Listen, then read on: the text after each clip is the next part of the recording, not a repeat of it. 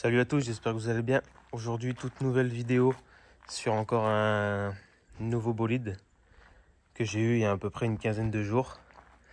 Donc c'est une 125 Extreme Factory. Voilà. Je sais pas sur quel site on les a ces motos-là. C'est une moto que j'ai échangée contre mon gros vélo fatback que j'avais là avec les grosses roues. Je cherchais une troisième moto depuis un moment pour faire un projet sur la 190. Mais il me fallait justement repartir sur un petit cross pour pouvoir continuer à faire de la motocross tout simplement, du terrain, du chemin. Donc j'ai réussi à faire cet échange qui était assez équitable. Franchement, par rapport au prix que j'avais payé le vélo, au prix que la moto vaut, l'échange était assez correct. Dans l'ensemble, elle est dans un assez bon état. Hein. Bon, quand je l'ai eu, c'était peut-être un vis caché ou moi. J'ai voulu l'essayer. J'ai fait 200 mètres, j'ai crevé la roue arrière. Donc c'est soit la fois t'as pas de chance, soit c'était un vis caché. Mais bon, c'est pas très grave. J'ai changé la chambre à air et il fallait faire une vidange. Ça, je le savais, donc j'ai fait la vidange. Donc 125 Extreme Factory en 14-17. Donc des grandes roues, ça tombe assez bien parce que le châssis est vraiment petit. Donc comparé aux RXF que j'ai, on est vraiment les genoux remontent plus haut que la selle quand on est dessus. Donc je dois l'essayer. Je l'ai pas encore, enfin j'ai pas encore fait de balade avec sur le long terme. J'ai juste essayé comme ça. Faut que j'aille essayer ça en balade pour voir. Mais je suis assez grand, donc à voir si ça va être confortable ou pas. La selle a l'air un peu confortable, hein, ça va, c'est pas trop. Dans l'ensemble, ça va.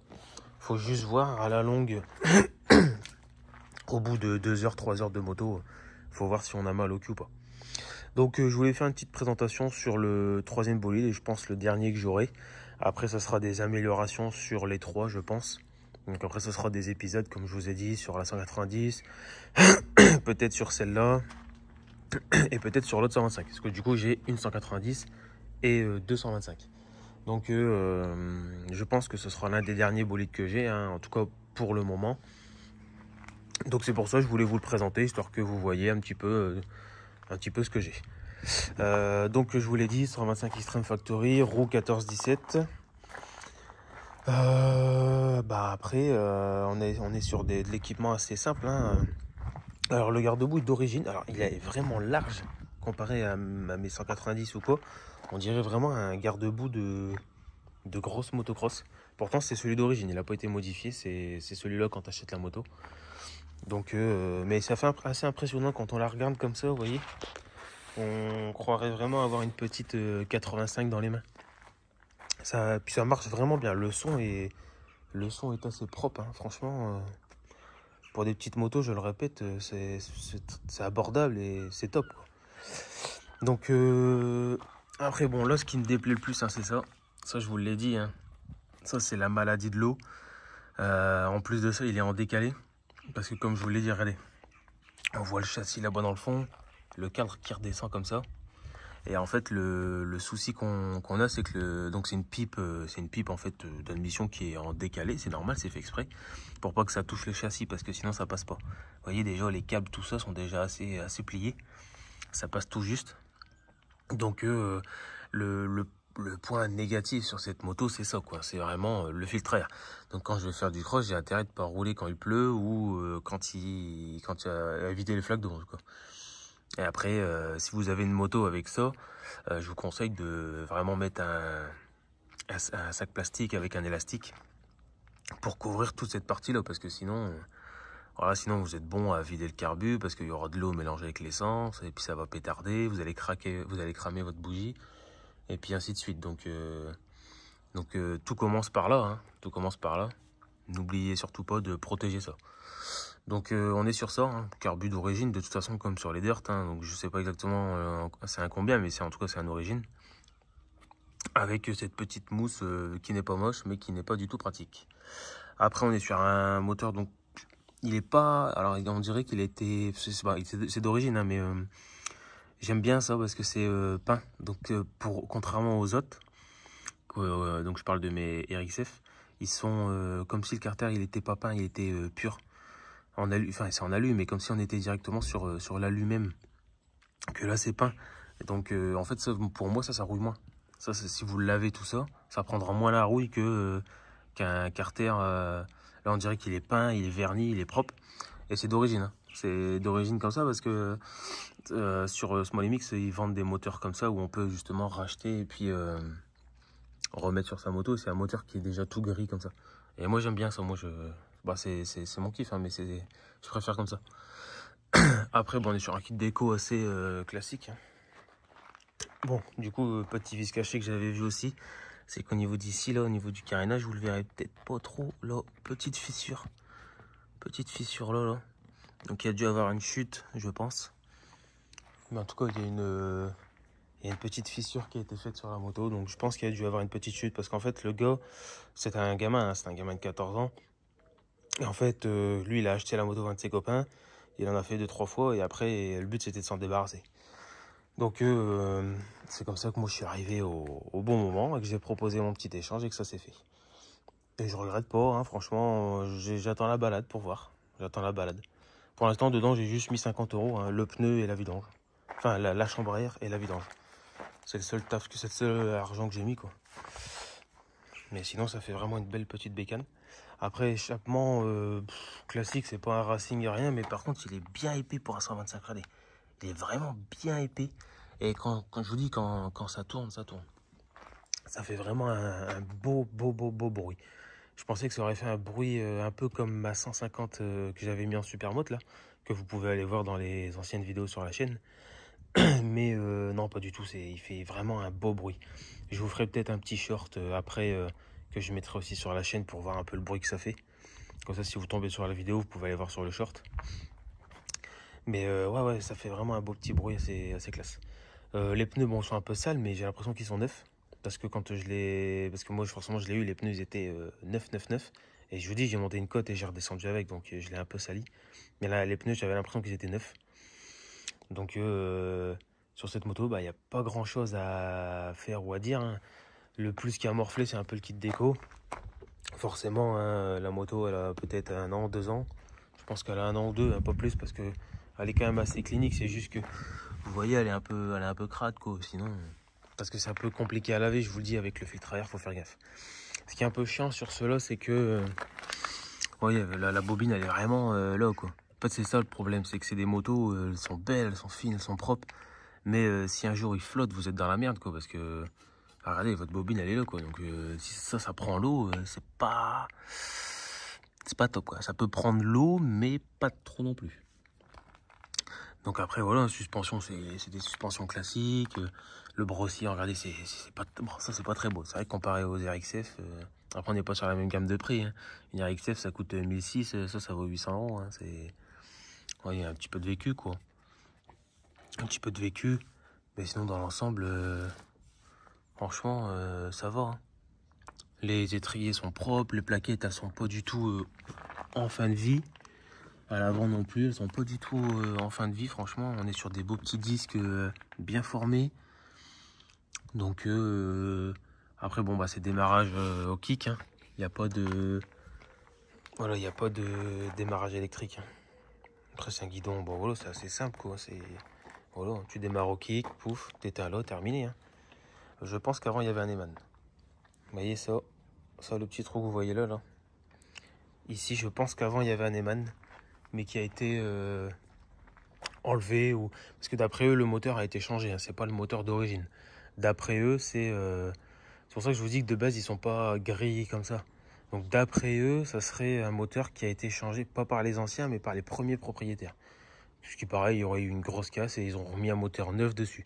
C'est peut-être pour ça aussi qu'elle fait beaucoup plus neuve que ce qu'elle devrait. Parce que les jantes, elles sont un petit peu attaquées. Après, c'est une moto de cross, hein, ça reste pas neuf tout le temps. Mais dans l'ensemble, très très belle bécane. Franchement, vous voulez faire plaisir à votre gosse ou vous faire plaisir. Par contre, je sais pas sur quel site, c'est pas sur Small MX. Je sais pas si c'est sur le Mini Rider ou sur Mini MX, je sais pas. Je vous donne un peu des sites pour que vous alliez vérifier.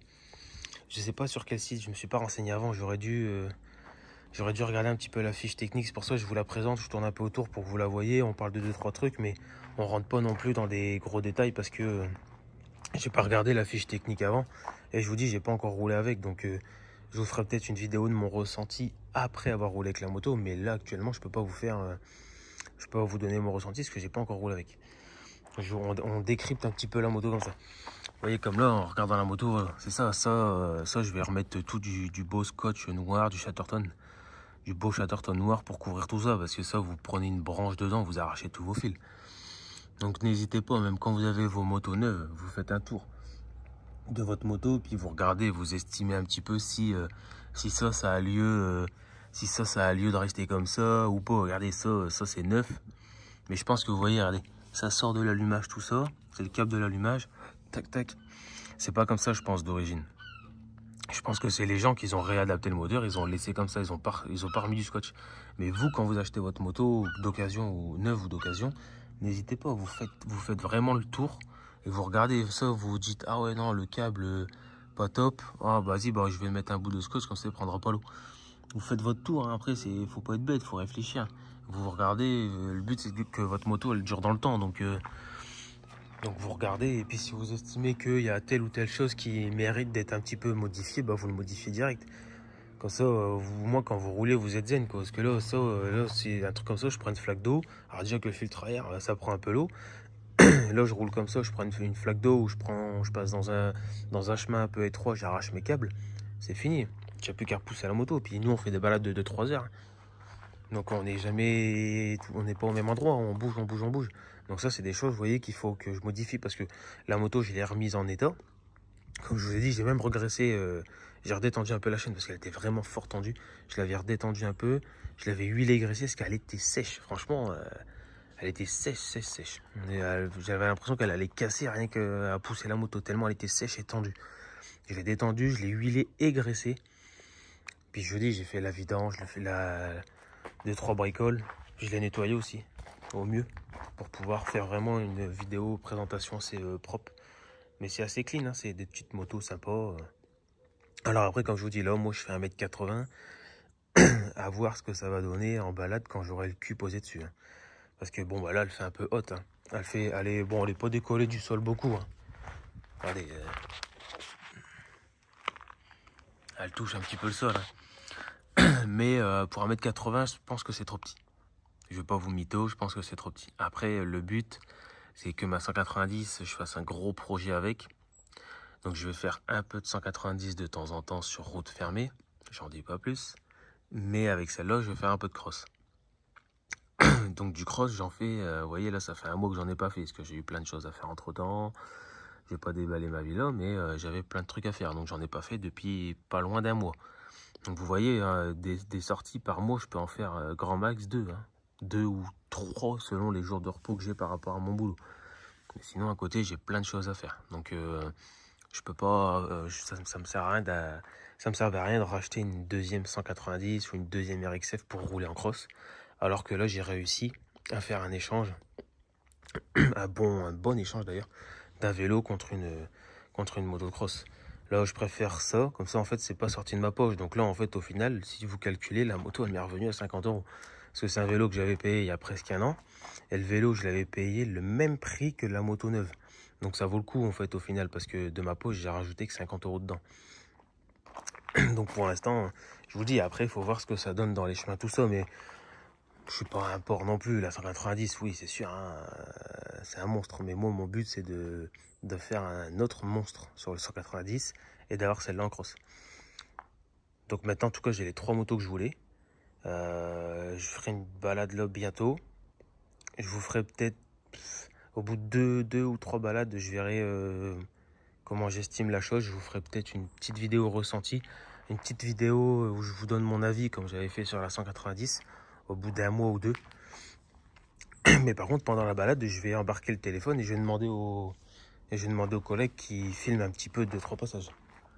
Comme ça, vous allez avoir un petit peu le son de quand je roule, de quand je la pousse à fond, tout ça. Vous allez avoir un petit peu ce que ça donne.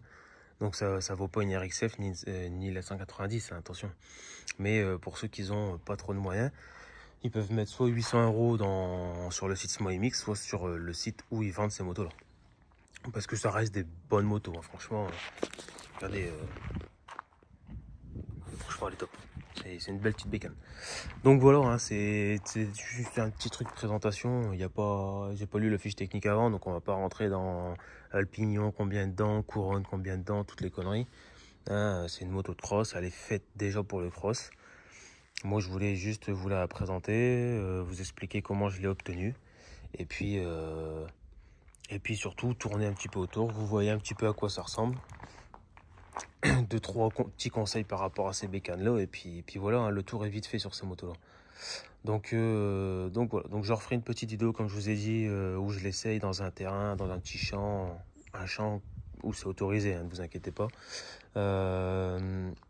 Comme ça, vous verrez un petit peu ce que ça donne. On fera aussi une vidéo dans un mois ou deux où je donne mon avis sur cette moto-là.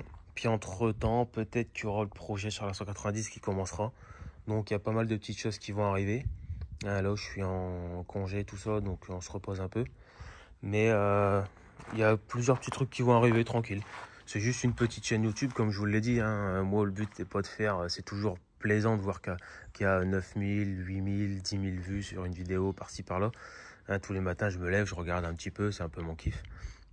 Mais c'est un passe-temps, hein, c'est pas du tout... je ne veux pas du tout avoir de l'argent qui arrive. Si un jour ça arrive, tant mieux, mais c'est pas mon but de faire de l'argent. Mon but, c'est de montrer ce que j'aime faire. C'est raconter un peu ma vie comme je vous fais là. Et surtout de vous montrer ce que j'aime faire, etc. Donc voilà, on est sur les motos, mais moi à côté j'aime beaucoup aussi tout ce qui est arbalète. Donc peut-être qu'un jour je vous ferai une vidéo sur les présentations d'arbalète que j'ai, parce que j'en ai trois. Ouais, j'en ai trois.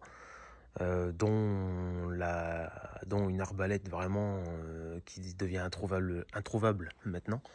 Donc peut-être qu'un jour je vous ferai une petite présentation de ça aussi, je sais pas. Je suis pas encore passé de l'autre côté de la caméra, donc je verrai bien. Je verrai bien si ça me chauffe ou pas. Bon, en tout cas, n'hésitez pas, hein, si jamais vous en avez, à me dire ce que ça vaut, est-ce que c'est bien, est-ce que c'est pourri. Moi, je sais pas, je découvre cette moto. Donc, n'hésitez pas, hein. Likez, dites ce que vous pensez, etc. sur cette moto-là en commentaire. Et puis on se retrouve bientôt pour de prochaines vidéos. Allez, salut tout le monde.